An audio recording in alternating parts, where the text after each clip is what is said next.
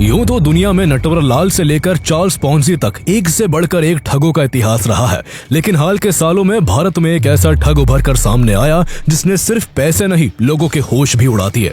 उसने अपनी luxury lifestyle, VIP attitude और पॉलिटिकल कनेक्शंस के इल्यूजन का एक ऐसा ताना बाना बुना कि उसने अच्छों को चूना लगा दिया। वो अपने एक्सेंट और एटीट्यूड से एक ऐसा खेल खेलता कि बड़े बड़े बिजनेसमैन, पॉलिटिशियंस और सेलिब्रिटीज भी उसकी झूठी शख्सियत को देख धोखा खा जाते और वो उसे करोड़ों रुपए देने के लिए मजबूर हो जाते। उसने कभी पीएमओ का सेक्रेटरी बनकर एक बिजनेसमैन की वाइफ से 215 करोड़ रुपए लूट लिए, तो कभी इलेक्शन कमीशन में अपने कनेक्शन होने का दावा करके एक बड़े पॉलिटिशियन को पार्टी सिंबल दिलवाने के नाम पर 50 करोड़ रुपए ऐंठने की कोशिश की। उसने देश की सबसे सुरक्षित जेल तिहाड़ को भी अपनी ठगी और ऐशो आराम का अड्डा बना लिया। 40 कैदियों के लिए बने एक वार्ड में वो अकेला राजा की तरह रहता। वो तिहाड़ जेल में झाड़ू लगाने वाले से लेकर बड़े बड़े ऑफिसर्स तक कुल 82 जेल एम्प्लॉयज को मंथली सैलरी देता था। उससे मिलने के लिए जेल के अंदर बड़ी बड़ी एक्ट्रेसेस आया करती। वो बॉलीवुड एक्ट्रेसेस का इस कदर दीवाना था कि केवल जैकलीन फर्नांडिस तक पहुंचने के लिए उसने करोड़ों रुपए खर्च कर डाले और एक दर्जन एक्ट्रेसेस को महंगे गिफ्ट भेजकर उन्हें अपने प्यार के जाल में फंसाने की कोशिश की। हाल में उसने तिहाड़ जेल से ही फाइनेंस मिनिस्टर निर्मला सीतारमण के नाम एक लेटर लिखकर दावा किया है कि उसकी ओवरसीज इनकम 22,410 करोड़ रुपए की है और वो इस पर 7,640 करोड़ रुपए का टैक्स भरने को तैयार है। तो आइए आपको ले चलते हैं इंडिया के सबसे बड़े कॉन मैन सुकेश चंद्रशेखर की ठगी की उस चकाचौंध भरी दुनिया में, जहां लोग उसके बनाए जाल में फंसकर हकीकत और धोखे के बीच का फर्क भूल जाते हैं।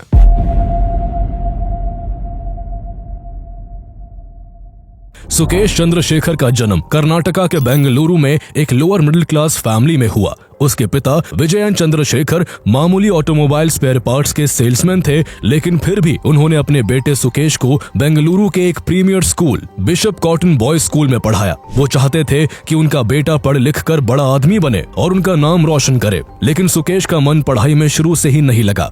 उसके स्कूल में अमीरों के बच्चे भी पढ़ते थे जो अक्सर महंगी महंगी गाड़ियों में स्कूल आया करते थे। सुकेश बस उन गाड़ियों को देखकर फैसिनेट होता रहता और एक कोने में बैठकर खुद के पास वैसी ही महंगी गाड़ियां होने का सपना देखा करता। उसका पूरा दिन रात इसी सोच में बीतता कि वो कैसे बिना ज्यादा मेहनत किए किसी शॉर्टकट के सहारे एक लाविश लाइफ जी सकता है, और उसकी यही महत्वाकांक्षा उसे जल्दी ही ठगी और चोरी की राह पर ले जाने वाली थी।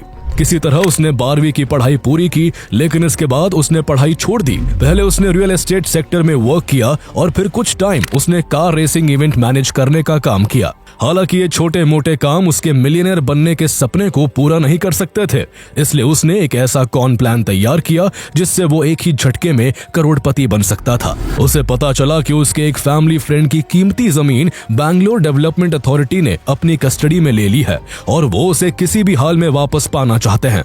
सुकेश, जो करोड़पति बनने का शॉर्टकट ढूंढ रहा था, उसे यहाँ ठगी करने का अच्छा मौका नजर आया। सुकेश ने उस फैमिली फ्रेंड के सामने खुद को कर्नाटका के चीफ मिनिस्टर HD कुमारस्वामी के बेटे का दोस्त बताया और उनकी कीमती जमीन को वापस दिलाने का झूठा वादा कर बदले में उनसे 1,14,00,000 रुपए ले लिए और पैसे लेकर गायब हो गया। भले ही उसने केवल 12th क्लास तक की पढ़ाई की थी, लेकिन उसे साउथ की सभी लैंग्वेजेस आती थी और साथ ही हिंदी और इंग्लिश बोलने में भी महारत हासिल थी। उसे टेक की भी काफी नॉलेज थी और इसके अलावा उसमें लोगों को अपनी बातों में उलझाने, अपनी बातों पर यकीन दिलवाने और बड़े लोगों से कनेक्शन होने की बात करके लोगों में खौफ पैदा करने की अद्भुत कला थी। पहली ठगी के बाद उसने अपने लिए कुछ महंगी बाइक्स खरीदी, लेकिन अभी वो केवल 17 साल का था, इसलिए वो लीगली इन्हें चला नहीं सकता था। ऐसे में उसने पुलिस से बचने के लिए एक जुगाड़ लगाया और बेंगलुरु पुलिस कमिश्नर के फर्जी सिग्नेचर वाला एक फॉर्ज लेटर बनवा लिया, जिसमें लिखा था कि वो पूरे कर्नाटका में कहीं भी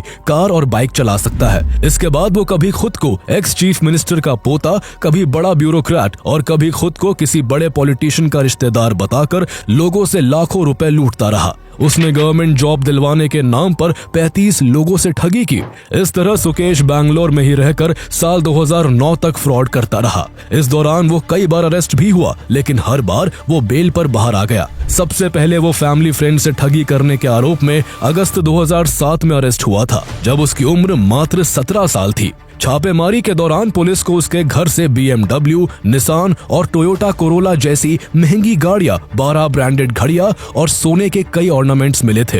हालांकि बार बार गिरफ्तार होने के कारण सुकेश बेंगलुरु से चेन्नई शिफ्ट हो गया। यहाँ उसने किंग इन्वेस्टमेंट नाम की एक कंपनी खड़ी की और इसी की आड़ में वो अपने फर्जीवाड़े के धंधे को चलाता रहा।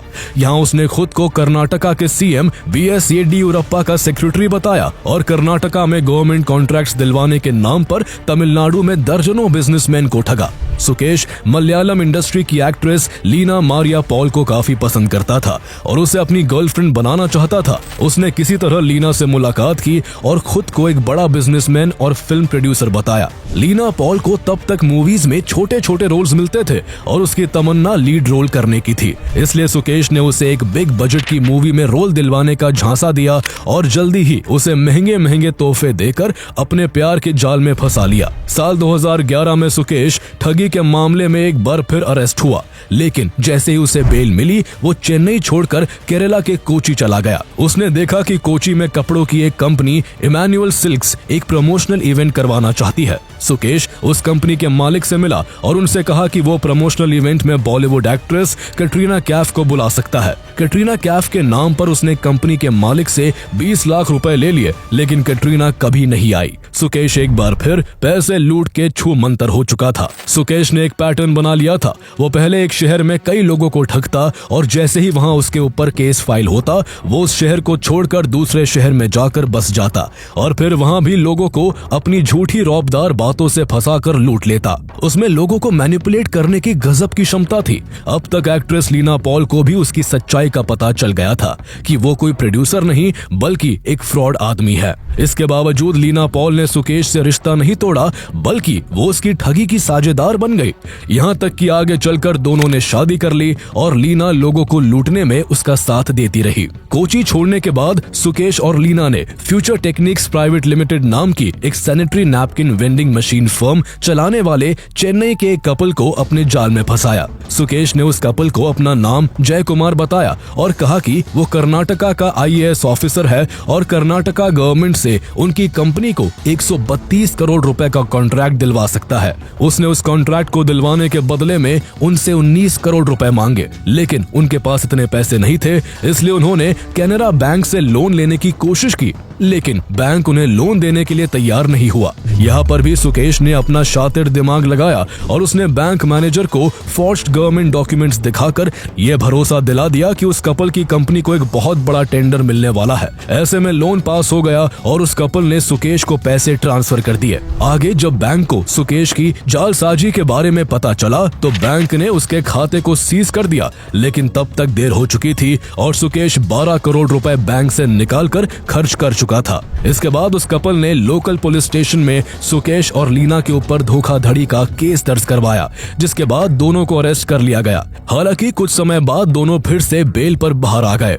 अगले 3 सालों में भी सुकेश चंद्रशेखर ने लीना पॉल की मदद से कई लोगों को चूना लगाया, लेकिन साल 2017 में उसने एक ऐसा फ्रॉड किया जो उसकी जिंदगी की सबसे बड़ी भूल साबित हुआ कुछ यूं कि दिसंबर 2016 में जयललिता की मौत के बाद उनकी पार्टी AIADMK में 2 गुट ओ पनीरसेल्वम और लंबे समय से जयललिता की सहयोगी रही VK शशिकला पार्टी में वर्चस्व को लेकर आमने सामने आ गए।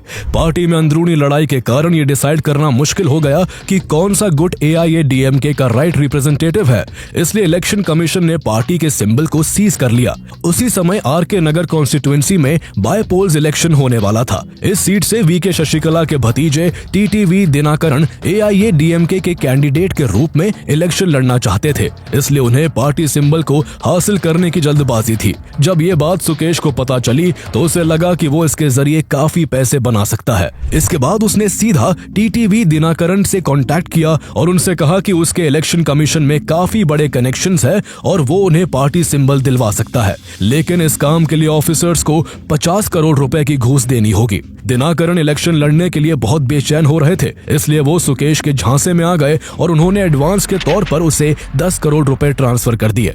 इसके बाद वही हुआ जो हमेशा होता आया था, सुकेश फिर से पैसे लेकर गायब हो गया। लेकिन TTV दिनाकरण जैसे पावरफुल पॉलिटिशियन के साथ फ्रॉड करना सुकेश के लिए बहुत भारी पड़ा। और टीटीवी दिनाकरन की कंप्लेन के बाद दिल्ली पुलिस ने सुकेश चंद्रशेखर को 2017 में अरेस्ट कर तिहाड़ जेल में डाल दिया। इसके बाद एनफोर्समेंट डायरेक्टोरेट यानी ईडी ने जब इस केस को इन्वेस्टिगेट करना शुरू किया तो सुकेश की ठगी के एक के बाद एक कई मामले खुलने लगे और इसलिए उसे इस बार बेल नहीं मिल सकी। इतना तय था कि वो अब लंबे समय के लिए जेल की सलाखों के पीछे ही रहने वाला है। लेकिन फिर भी सुकेश की कहानी यही खत्म नहीं होती। असल में उसने अपनी जिंदगी के सबसे बड़े ठगी के कारनामों को जेल की सुरक्षा और पुलिस की निगरानी में सलाखों के पीछे रहकर ही अंजाम दिया। वह ऐसा शातिर ठग था जो बड़ी से बड़ी मुश्किल में फंसने के बाद भी लोगों को ठगने का तरीका निकाल ही लेता था और इसी तरह उसने इस बार लोगों को जेल से ही लूटने का तरीका खोज निकाला था। इसके लिए उसने जेल के छोटे से लेकर बड़े ऑफिसर्स तक को भर भर के पैसे खिलाए और जेल में रहकर ही वो अपनी ठगी का कारोबार चलाने लगा। उसने तिहाड़ जेल में रहकर लोगों को लूटने के लिए केवल फोन का इस्तेमाल किया। वो बड़े बड़े पैसे वाले लोगों को कॉल करके बड़े बड़े ऑफर्स या फिर थ्रेट्स देता और उनसे करोड़ों रुपए जेल के बाहर मौजूद अपने गुर्गों को दिलवा देता। उसने अपनी जिंदगी का सबसे बड़ा फ्रॉड तब किया जब साल 2019 में रैनबैक्सी एंड फोर्टिस कंपनी के ओनर शिविंदर सिंह को 740 करोड़ रुपए के मनी लॉन्ड्रिंग केस में तिहाड़ की ही जेल आना पड़ा। सुकेश को जब इस बात की जानकारी मिली तो उसने जेल ऑफिशियल्स को पैसे देकर शिविंदर से जुड़ी हर छोटी से छोटी जानकारी जुटा ली। उसने शिविंदर की वाइफ अदिति सिंह का फोन नंबर भी हासिल कर लिया। इसके बाद उसने एक बड़ा जाल बिछाना शुरू कर दिया जिसमें वो शिविंदर की वाइफ अदिति सिंह को फंसाकर 215 करोड़ रुपए लूटने वाला था। 15 जून 2020 को अदिति सिंह को एक लैंडलाइन नंबर से एक लेडी का कॉल आता है जो अदिति सिंह से कहती है कि उनसे गवर्नमेंट के लॉ सेक्रेटरी अनूप कुमार बात करना चाहते हैं। इसके बाद तुरंत कॉल तिहाड़ जेल में बैठे सुकेश को ट्रांसफर कर दी जाती है जो खुद को लॉ सेक्रेटरी बताते हुए अदिति सिंह से कहता है कि वो पीएमओ यानी प्राइम मिनिस्टर ऑफिस से बात कर रहा है। उस समय दुनिया कोविड-19 पैंडेमिक की गिरफ्त में थी और गवर्नमेंट कई कंपनियों के साथ मिलकर कोविड-19 की वैक्सीन बनाने में जुटी हुई थी। ऐसे में लॉ सेक्रेटरी बने सुकेश ने अदिति से कहा कि गवर्नमेंट उनके हस्बैंड को हेल्थ केयर सेक्टर के इंडस्ट्री एडवाइजर के रूप में अपने साथ जोड़ना चाहती है, लेकिन इसके लिए उन्हें सबसे पहले जेल से बाहर निकालना होगा। इसके बाद सुकेश ने अदिति को शिविंदर सिंह को बाहर निकालने के लिए लीगल इश्यूज को रिजॉल्व करने के तौर तरीके समझाए और ये भी कहा कि ये बहुत सेंसिटिव मैटर है, इसलिए ये बात वो किसी को भी ना बताए। कॉल कटने के बाद जब अदिति ने इस नंबर को इंटरनेट पर चेक किया तो वहाँ ये नंबर लॉ सेक्रेटरी के ऑफिस का ही लिखा आ रहा था। ऐसा इसलिए था क्योंकि सुकेश ने कुछ मोबाइल एप्लीकेशंस और वॉइस मॉड्यूलेशन सॉफ्टवेयर्स का यूज करके कॉल स्पूफिंग की थी। कॉल स्पूफिंग एक ऐसी तकनीक होती है जिसमें फ्रॉडस्टर्स लोगों के साथ फ्रॉड करने के लिए कॉलर आईडी पर अपनी गलत जानकारी दिखाते हैं। सुकेश को इस काम में महारत हासिल थी और वो अपने फोन नंबर्स को कॉलर आईडी पर किसी भी बड़े आदमी या ऑर्गेनाइजेशन के नाम पर दिखा देता था। सुकेश ने लॉ सेक्रेटरी अनूप कुमार बनकर आगे भी दर्जनों बार अदिति सिंह से बात की और वो हर बार कॉल रखने से पहले जय हिंद जरूर बोलता ताकि लगे कि वो सरकारी आदमी है। इसके बाद उसने अदिति से कहा कि आगे जो भी काम होगा उस बारे में उसके बिहाफ पर उसका जूनियर अभिनव उनसे बात करेगा। ये जूनियर भी कोई और नहीं सुकेश ही था। पहले अनूप और फिर अभिनव बनकर वो अदिति से कभी कहता कि इस पूरे केस को इंटेलिजेंस ब्यूरो जैसी बड़ी बड़ी एजेंसीज भी मॉनिटर कर रही है, तो कभी वो ये कहता कि खुद होम मिनिस्टर अमित शाह भी इस मामले में इन्वॉल्व है। इस तरह अदिति सिंह अब मान बैठी थी कि वो सच में किसी बहुत बड़े आदमी से बात कर रही है। जब सुकेश को पक्का यकीन हो गया कि अदिति सिंह पूरी तरह उसकी बातों में फंस चुकी है तो उसने अपना दाव खेल दिया। उसने कहा कि उनके हस्बैंड को जेल से तभी निकाला जा सकेगा जब वो पार्टी फंड में 20 करोड़ रुपए कंट्रीब्यूट करेंगी। अदिति ने अपने पति के जेल से छूटने और बिजनेस के दोबारा ट्रैक पर आने की उम्मीद में सुकेश को 20 करोड़ रुपए दे दिए, लेकिन ये सिलसिला यही नहीं रुका बल्कि इसके बाद उसने अदिति सिंह से 100 करोड़ रुपए और लूटे। अप्रैल 2021 तक वो अदिति से बिना एक भी बार मिले जेल में बैठे बैठे ही करीब 215 करोड़ रुपए लूट चुका था। जब अदिति उससे face to face BJP office आकर मिलने की बात कहती तो वो बस इतना कहता कि चिंता मत करो, एक बार जब आपके पति छूट जाएंगे तो सब मिल बैठकर बात करेंगे। लेकिन जब 215 करोड़ रुपए देने के बाद भी उनके पति शिविंदर जेल से बाहर नहीं आ सके तो अदिति ने पैसे भेजने से मना कर दिया, जिसके बाद उनको सुकेश की तरफ से लगातार थ्रेट कॉल्स आने लगे। इससे अदिति इतना ज्यादा परेशान हो गई कि उन्होंने कई बार आत्महत्या करने की भी कोशिश की। सुकेश ने अदिति को इस कदर डरा रखा था कि वो पुलिस में कंप्लेंट करने की हिम्मत भी नहीं जुटा पा रही थी। इतना ही नहीं, सुकेश ने शिविंदर सिंह के भाई मलविंदर सिंह की पत्नी जापना सिंह से भी सेम मेथड्स का इस्तेमाल करके 4 करोड़ रुपए की ठगी की थी। सुकेश का अदिति और जापना से पैसे लूटने का सिलसिला शायद आगे भी चलता रहता अगर इस हेर फेर पर ईडी की नजर नहीं पड़ती। इस दौरान ईडी शिविंदर सिंह और उसके कुछ फैमिली मेंबर्स के खातों से पिछले कुछ महीनों में हुए ट्रांजैक्शंस पर नजर रख रही थी। ऐसे में एक दिन ईडी को शिविंदर सिंह की वाइफ के खातों से पिछले कुछ महीनों में 215 करोड़ रुपए ट्रांसफर होने का पता लगा। जब इस मामले में ईडी ने अदिति सिंह से पूछताछ की तो उन्होंने अपने साथ पिछले कई महीनों से हो रही ठगी के बारे में बताया। इसके बाद ईडी ने अदिति से कंप्लेंट फाइल करवाकर आगे की जांच शुरू कर दी। चूंकि अदिति को उनसे पैसे लूटने वाले की असली पहचान के बारे में पता नहीं था, इसलिए ईडी और दिल्ली पुलिस के सामने बड़ा सवाल ये था कि अदिति ने आखिर इतने पैसे किसे दिए। ऐसे में पुलिस ने अदिति सिंह की मदद से उस फ्रॉडस्टर को पकड़ने के लिए एक जाल बिछाया। पुलिस ने अदिति सिंह से कहा कि जिस आदमी के कहने पर वो अब तक पैसे देती रही है, उससे कहे कि वो 10 करोड़ रुपए और देने के लिए तैयार है। अदिति ने वैसा ही किया और सुकेश ने उनकी बातों में आकर अपने एक आदमी को अदिति से पैसे लेने भेज दिया। लेकिन इस बार चारों तरफ पुलिस तैनात थी और जैसे ही पैसे लेने सुकेश का आदमी पहुंचा, पुलिस ने उसे पकड़ लिया। जब उससे सख्ती से पूछताछ की गई तो पता चला कि इन सब के पीछे सुकेश है, जो तिहाड़ जेल की बैरक नंबर 204 के वार्ड नंबर 3 में सलाखों के पीछे बैठे बैठे फोन के जरिए अपने ठगी के कारोबार को अंजाम दे रहा है। जब पुलिस ने जेल के इस वार्ड की तलाशी ली तो हर कोई चौंक गया, क्योंकि 40 कैदियों के लिए बने इस वार्ड में सुकेश राजाओं की तरह अकेला रह रहा था। उसकी सुख सुविधा के लिए वहाँ हर चीज मौजूद थी। यहाँ जो सीसीटीवी कैमरा लगा था वो ढका हुआ था ताकि वार्ड के अंदर की उसकी फ्रॉड एक्टिविटीज को कोई देख न सके। जाहिर सी बात थी कि बिना जेल स्टाफ के सपोर्ट के ये सब मुमकिन नहीं था। उसने जेल में बैठकर अपने फ्रॉड को चालू रखने के लिए जेल के सफाई वाले से लेकर असिस्टेंट सुपरिटेंडेंट्स, डेप्यूटी सुपरिटेंडेंट्स और सुपरिटेंडेंट्स तक को खरीद रखा था। इन सबको एक सैलरी सरकार से मिलती थी और एक सैलरी उनको हर महीने सुकेश चंद्रशेखर देता था। उसने जेल के 1-2 नहीं बल्कि पूरे 82 एम्प्लॉइज को एक तरह से अपना नौकर बना रखा था, जिनसे अपना काम करवाने और मुंह बंद रखने के लिए वो हर साल 25 से 30 करोड़ रुपए खर्च करता था। सुकेश की पत्नी लीना पॉल मारिया भी कई महीने तिहाड़ जेल में रही और पुलिस वालों की मदद से सुकेश उससे रेगुलर मिलता था। सिर्फ इतना ही नहीं, जेल में सुकेश हर महीने पार्टी भी किया करता था, जिसमें उसका मन बहलाने के लिए कई फेमस मॉडल्स और एक्ट्रेसेस जेल आया करती थी। सुकेश जो पैसे अदिति सिंह से लूट रहा था, उनका इस्तेमाल वो अपनी मनपसंद फिल्म एक्ट्रेसेस को महंगे महंगे गिफ्ट्स देने और उन्हें अपनी गर्लफ्रेंड बनाने में कर रहा था। सुकेश चंद्रशेखर ने बॉलीवुड एक्ट्रेसेस के करीब जाने के लिए पिंकी ईरानी नाम की एक मॉडल को हायर कर रखा था, जो तिहाड़ जेल के अंदर सुकेश से मिलवाने के लिए कई मॉडल्स और एक्ट्रेसेस को लाती थी और सुकेश की ओर से बड़ी एक्ट्रेसेस को महंगे गिफ्ट्स पहुंचाती थी। जेल में ही सुकेश ने चाहत खन्ना, निक्की तंबोली और सोफिया सिंह से मुलाकात की। जेल में मिलने के बदले सुकेश ने चाहत खन्ना को 2 लाख रुपए कैश और एक ब्लू वर्साचे वॉच, निक्की तंबोली को 3.5 लाख कैश और महंगे बैग्स और सोफिया सिंह को 3.5 लाख रुपए और एक लुई विटॉन बैग गिफ्ट किया। इसके बाद उसने बॉलीवुड एक्ट्रेसेस को अप्रोच करना शुरू किया। जनवरी 2021 में सुकेश ने भूमि पेडनेकर और मई 2021 में सारा अली खान को फर्जी नामों से व्हाट्सएप पर मैसेज करके महंगे गिफ्ट्स भेजने की जिद की। भूमि पेडनेकर ने उससे गिफ्ट्स लेने से साफ मना कर दिया। वही बार बार जिद करने पर सारा अली खान उससे सिर्फ चॉकलेट लेने के लिए राजी हुई, लेकिन सुकेश ने चॉकलेट के साथ साथ 10 लाख रुपए की एक फ्रैंक म्यूलर वॉच भी सारा को भेज दी। सुकेश चाहता था कि बॉलीवुड की कोई फेमस एक्ट्रेस उसकी गर्लफ्रेंड बन जाए और इसमें उसकी सबसे ज्यादा मदद कोई और नहीं बल्कि उसकी वाइफ लीना पॉल कर रही थी। जब सुकेश ने देखा कि भूमि पेडनेकर और सारा अली खान उसको भाव नहीं दे रही तो उसने अगला दाव जानवी कपूर पर खेला। सुकेश ने अपनी पत्नी लीना के जरिए जानवी कपूर को बेंगलुरु के एक सैलून का इनॉग्रेशन करवाने के लिए बुलाया और उन्हें 18,94,000 रुपए और एक क्रिस्टियन डियोर बैग गिफ्ट किया। लेकिन जानवी कपूर ने भी उसकी गर्लफ्रेंड बनने में कोई इंटरेस्ट नहीं दिखाया और बात वही खत्म हो गई। इसके बाद सुकेश ने अपनी वाइफ लीना पॉल के जरिए नोरा फतेही को अपनी गर्लफ्रेंड बनाने की कोशिश की। लीना पॉल ने नोरा फतेही को चेन्नई में एक इवेंट में बुलाया और उन्हें एक आईफोन और गुची का बैग देते हुए कहा कि उसका पति उनका बहुत बड़ा फैन है। इसके बाद फोन कॉल्स और व्हाट्सएप के जरिए नोरा और सुकेश के बीच कई बार बात भी हुई।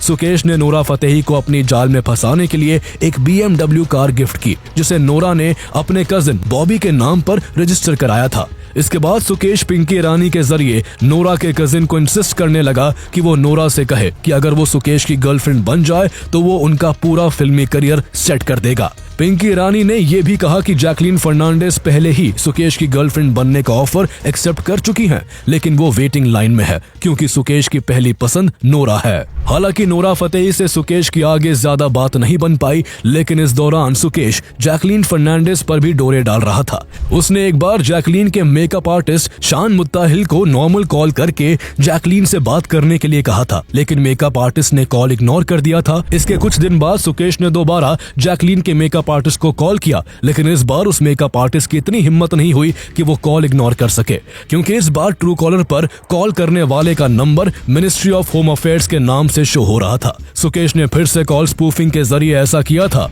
इसके बाद जैकलीन के मेकअप आर्टिस्ट ने जब फोन उठाया तो सुकेश उसको अपना नाम शेखर रत्न वेला बताता है और कहता है कि वो जयललिता का भतीजा और सन टीवी का ओनर है और जैकलीन से बात करना चाहता है। इसके बाद जैकलीन और सुकेश के बीच बातचीत शुरू हुई। दोनों के बीच नंबर एक्सचेंज हुए और सुकेश जैकलीन को अपनी बड़ी बड़ी बातों में फंसाने की कोशिश करने लगा। उसने जैकलीन को इम्प्रेस करने के लिए पहले 15 लाख कैश, 5 महंगी घड़ियां, 20 ज्वेलरी, 65 जोड़ी जूते, 47 क्लोथिंग आइटम्स, 36 बैग्स, 9 पेंटिंग्स और एक वर्साचे क्रॉकरी सेट गिफ्ट किया। लेकिन इसी बीच जैकलीन के मेकअप आर्टिस्ट शान मुत्ताहिल को सुकेश के काले कारनामों का पता लग गया, जिसके बाद जैकलीन सुकेश से दूरियां बनाने लगी। बातचीत बंद होने से सुकेश इस कदर व्याकुल हो उठा कि उसने 2021 के वैलेंटाइंस डे पर जैकलीन से पैचअप करवाने के लिए पिंकी ईरानी को 10 करोड़ रुपए देने तक का वादा किया। इसके बाद पिंकी ने जैकलीन को मनाने के लिए कहा कि सुकेश पॉलिटिकल ब्यूरो का मेंबर है और उसके बारे में जो खबरें चल रही है